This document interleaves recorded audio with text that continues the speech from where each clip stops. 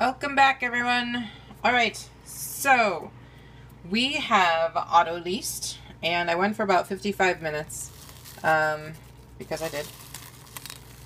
And I actually removed this from my mixer and I took it in the other room because I noticed, because I temped the dough just because I was concerned, and my dough temperature was up at 84 because of how warm my kitchen is starting to get. So I took it into an air-conditioned room. I brought it down a degree, but the outer more parts of my dough are a little chillier. So while I mix, that should bring some of the temperature down, but then again, while I mix, it's going to create mixer friction, so it might bring it back up. So I might end up bottoming out probably somewhere around 83, 82 degrees.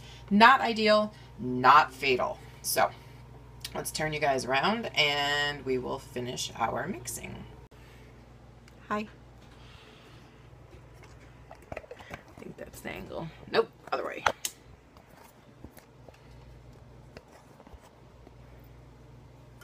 I moved my mixer. Okay. Stop bouncing. All right, so I'm going to reattach my hook.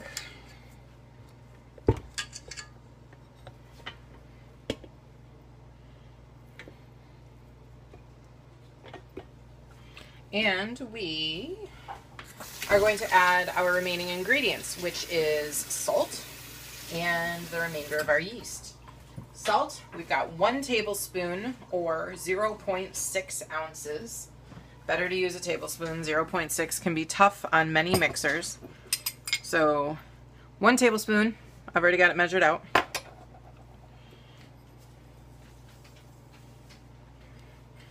And 1 1/4 teaspoons of instant dry yeast.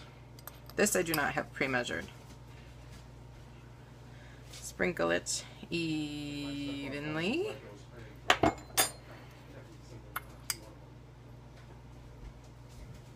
So we're sprinkling that over as well.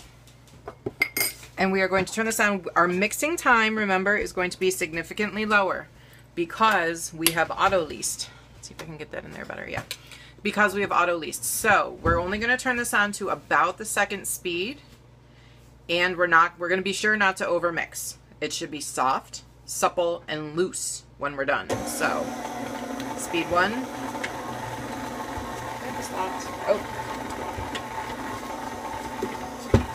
Oh, what on earth? Okay, there we go. Speed 1. Speed 2. And apparently my mixer no longer locks. Oh, that's so sad. She's finally old. We're going to go for about 3 to 4 minutes. We're in the pickup phase right now. You see how it's cleaning the bowl? This is called the pickup phase. How do you know when your dough is pretty much done? You're going to see right now it's climbing up your hook. It's going to start descending your hook. Love you, bye. That I love you bye was not for you guys. You're not allowed to go anywhere. This is one of those times, I'm going to turn it down a little. I'm not comfortable with that speed.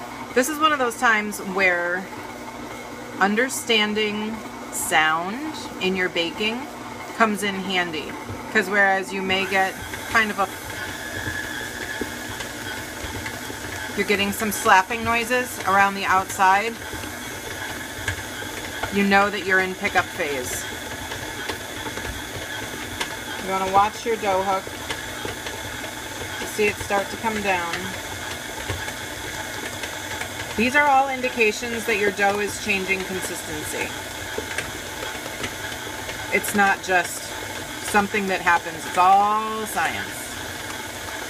And much of baking, even though it's science, is also paying attention to what's happening in your bowl. Using your eyes, using your ears.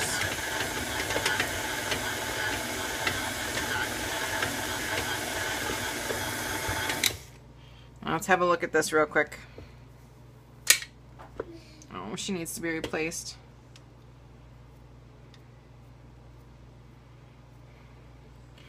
Here's a little test. You guys are going to learn about the baker's window. I should have some flour or something on my hand. But what you want to do is take some of this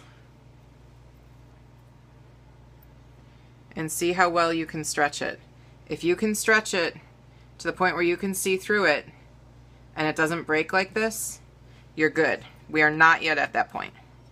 So you want to mix gently until you get to that beautiful window point, see-through window point.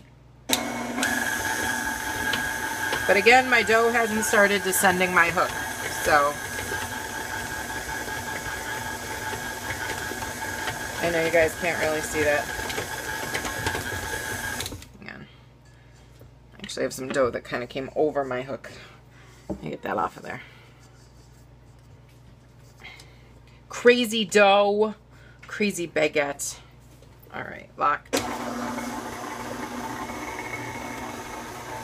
Now, if you get to the point while you're mixing that your dough seems like a soupy mess at the bottom again, look at that. Look at that. Oh, poor girl. This is the first time she's ever done that. I am so, so sad right now. She has been with me since about 2007. She's my buddy. Aww. I'm trying to hold her down and wash my hands. It's like hoarding cats. Or herding cats. I guess I'm a cat hoarder. I'm going to turn it back up to medium now that I can hold it.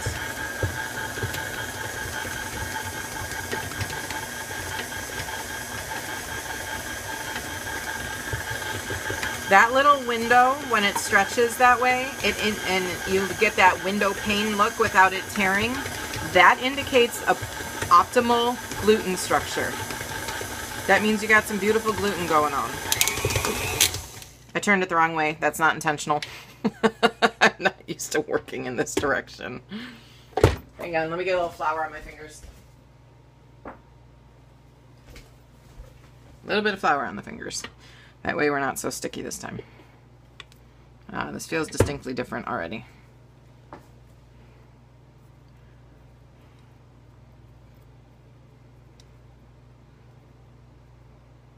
Oh, we're still tearing. I may have slightly overmixed this. Let me see if I can grab another little bit, see what it does. You don't want to do too much of this because every time you pick it up and handle it like this, you're actually damaging that gluten. You're being mean to it. It's tearing a little quicker, so I may have overmixed it just a little. Let me wash my hands quick.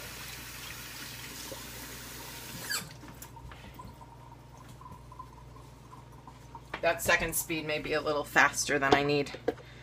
Not bad though. You're going to clean off your dough hook.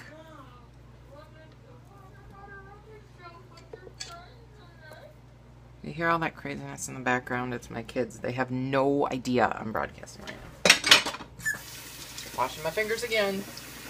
Oh, I should have gotten out my bowl scrape. Sarah. Hey, the fact that I remember to do a dish in between these things is pretty impressive. So let's take this off of here. And move my mixer. Oy! Bring back the container that I did the pouliche. Very, very light spray of pan spray. And we are going to turn our dough out into it.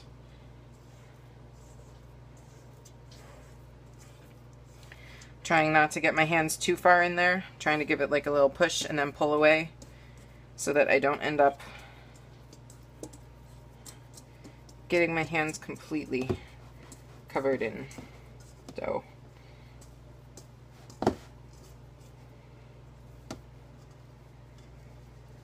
And you don't want to be too rough with it at this point, because every time you are overly rough with it, or every time you handle it, you're damaging gluten. And that gluten does not repair itself once it's developed and then damaged. By damaging, I mean you're taking these beautiful bonds that have happened and you're breaking them. They won't go back together. So you don't want to do that. So now we are going to leave this in here to begin our bulk fermentation. We are going to leave this for 1 hour, and then we are going to fold it You will have to tune back in for the folding, but it will be exactly an hour from right now. In the meantime with this, I'm going to get a piece of plastic.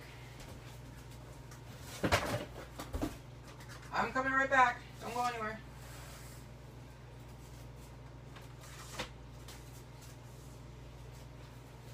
Getting a piece of plastic and laying it over top. When I did this in huge bulk quantities, like enough to make 100 baguettes, 50 to 100, we just used lids from these gigantic containers. But we are going to close this because we don't want a crust forming on top of that. There is going to be fermentation that's going to happen. It's going to grow. It is going to get beautiful. And did you guys smell?